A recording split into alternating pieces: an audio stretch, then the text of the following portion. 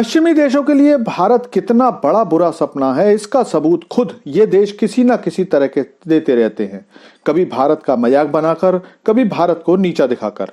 लेकिन ऐसा नहीं है कि केवल यही देश भारत को नीचा दिखाते हैं, बल्कि भारत में बैठे हुए कुछ लोग भी भारत के लिए शर्म का कारण बनते रहते हैं। और ऐसा ही किया है अब की बार एक भारतीय कंपनी फोर्ब्स ने। दरअसल जो लोग फैशन की दुनिया के समाचारों से जुड़े रहते हैं, उन्होंने फोर्ब्स कंपनी का नाम अच्छे से सुना हुआ होगा। इसके अलावा फोर्ब्स पॉलिटिकल और फाइनेंस जैसे सब्जेक्ट्स पर भी अपने लेख लिखने के लिए जानी जाती है। अक्सर फोर्ब्स कई तरह की रैंकिंग भी देती है, जिसमें सबसे ताकतवर व्यक्ति, सबसे खूबसूरत देश, सबसे ताकतवर देश या फिर सबसे इन्फ्लुएंशियल देश या पर्सनैलिटी। लेकिन इस बार जो रैंकिंग फोर्ब्स ने जारी की है, उससे फोर्ब्स पूरे भारत की जनता के निशाने पर आ गई है। दरअसल कल फोर्ब्स ने दुनिया के सबसे ताकतवर देशों की एक लिस्ट जारी की।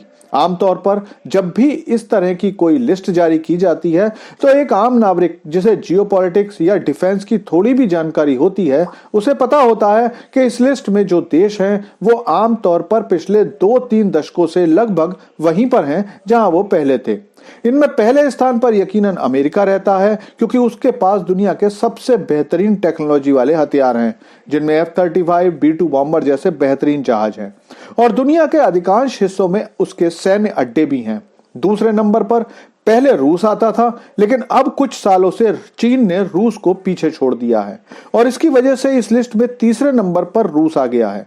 लेकिन फोर्ब्स की आलोचना भारत को दिए गए नंबर के लिए हो रही है और ये आलोचना इतनी ज्यादा हो रही है कि फोर्ब्स को जवाब देते नहीं बन रहा। दरअसल इस लिस्ट के अनुसार चौथे नंबर पर ब्रिटेन, 5वें नंबर पर जर्मनी, फिर South Korea, France, Japan, Saudi Arab और 10वें नंबर पर इजराइल को दिया गया है। जो बात सबसे ज्यादा लोगों को खर रही है वो ये कि भारत को इस लिस्ट में 12वें नंबर पर रखा गया है। लोग सवाल पूछ रहे हैं कि भला ब्रिटेन को चौथा नंबर क्यों दिया गया है, जबकि ना तो ब्रिटेन की वो सत्ता की धमक बची है, न सैन्य पावर, न सॉफ्ट पावर और आर्थिक हालात तो इतने ज्यादा खराब हैं कि बर्मिंघम जैसे बड़े शहर की नगर पालिका खुद को दिवालिया घोषित कर चुकी है। इसके बाद 5वें नंबर पर जर्मनी आता है, जिसकी जीडीपी ग्रोथ आधे नंबर से भी कम है। पूरे यूरोप में कोई उसकी बात सुनने को तैयार नहीं है। हाँ, सैन्य पावर और जनसंख्या जर्मनी को एक बेहतर स्थान देती है। लेकिन उसके बाद दक्षिण कोरिया, जिसका शीर्ष नेतृत्व फेल हो चुका है, डेमोक्रेसी गर्त में चली गई है, जीडीपी 2 ट्रिलियन से भी कम है, पूरी तरह से अमेरिकी पावर पर निर्भर है, कोई भी मजबूत फैसला करने की स्थिति में नहीं है और पॉपुलेशन केवल 5 करोड़ से कुछ ज्यादा है। इस लिस्ट में हैरान करने वाली बात है। इस लिस्ट में इससे भी ज्यादा हैरान करती है 9th पोजीशन जो फोर्ब्स ने सऊदी अरब को दी है, जिसकी इकोनॉमी केवल 1 ट्रिलियन है और जनसंख्या 3.25 करोड़। और डेमोक्रेसी क्या है ये तो वहां कोई बात भी नहीं कर सकता। और 10वें नंबर पर इजराइल है, जिसकी इकोनॉमी केवल $500 बिलियन है और जनसंख्या 93 लाख।